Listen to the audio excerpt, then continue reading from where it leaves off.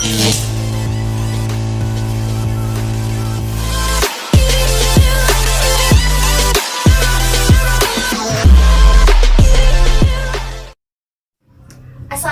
warahmatullahi wabarakatuh. Perkenalkan, nama saya Mayang Putri Aryani dengan NIM 2130210061 dari Universitas Negeri Islam Raden Fatah Palembang, Fakultas Ilmu Tarbiyah dan Keguruan, Program Studi Pendidikan Islam Anak Usia Dini.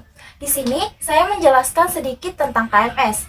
KMS atau Kartu Menuju Sehat sudah digunakan di Indonesia sejak tahun 1970-an sebagai alat untuk memantau tumbuh kembang anak. Usia yang dipantau menggunakan KMS yaitu dari usia 0 sampai 5 tahun. Biasanya diisi oleh dokter atau petugas kesehatan. Namun, penting untuk orang tua memahami bagaimana cara membaca KMS agar bisa memantau perkembangan anak dengan mudah. Penjelasan apa itu KMS atau Kartu Menuju Sehat? Kartu Menuju Sehat atau KMS adalah catatan grafik perkembangan anak yang diukur berdasarkan umur, berat badan, dan jenis kelamin. Dikutip dari situs resmi Ikatan Dokter Anak Indonesia atau IDAI, ada 3 macam alat pemantauan pertumbuhan anak, yaitu menggunakan KMS, kata buku kesehatan ibu dan anak atau buku KIA, dan aplikasi Primaku yang dikeluarkan oleh IDAI.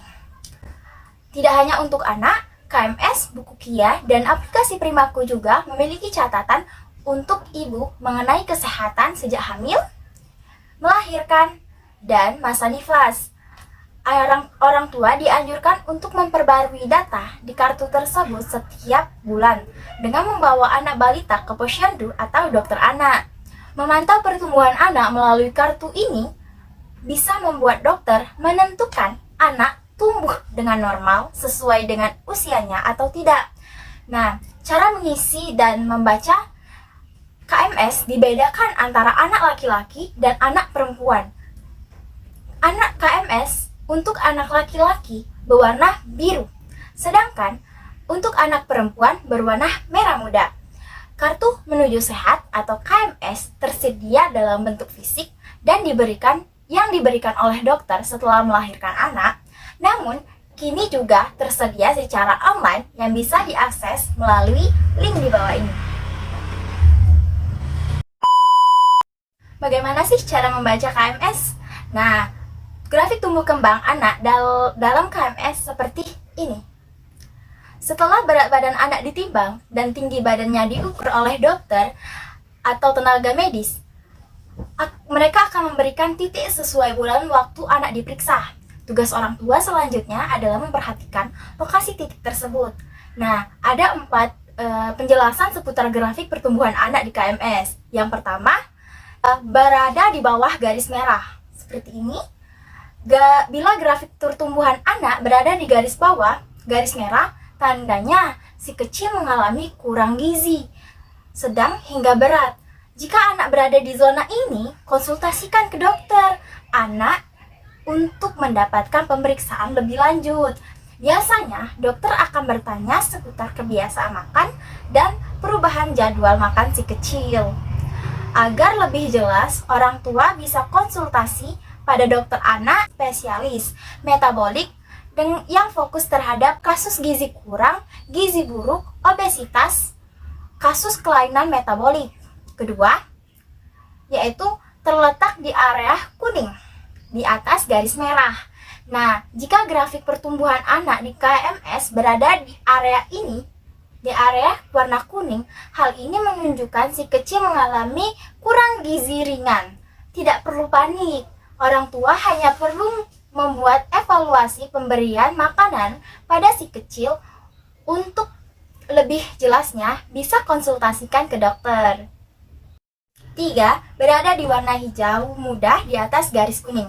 Bila grafik pertumbuhan terletak di warna hijau muda di atas grafik kuning, si anak memiliki berat badan cukup atau status gizi normal baik dan dikatakan normal. Meski begitu, berat badan anak tetap perlu dipertimbangkan dan diberikan makanan sesuai kebutuhan gizi anak agar perkembangannya tetap sesuai dengan usianya.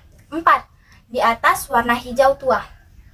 Grafik KMS di atas warna hijau tua menunjukkan anak memiliki berat badan yang lebih di atas normal.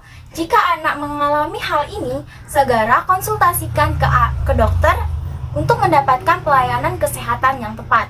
Perlu diingat bahwa anak yang berkelebihan berat badan mudah terkena berbagai penyakit seperti obesitas atau serangan jantung. Di samping itu, orang tua juga perlu melihat perkembangan dan perubahan posisi titik pada grafik di setiap bulan. Apakah naik atau turun? Semakin menanjak atau malah menurun karena hal tersebut memiliki arti yang berbeda.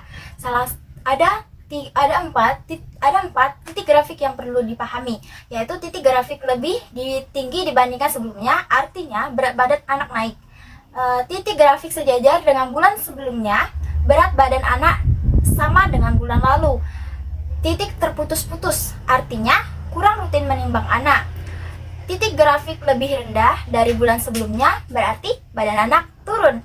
Nah, mungkin itu saja penjelasan yang bisa saya sampaikan. Kurang lebih saya mohon maaf, kepada Allah saya mohon ampun. Saya akhiri. Wabillahi taufiq wal hidayah. Wassalamualaikum warahmatullahi wabarakatuh.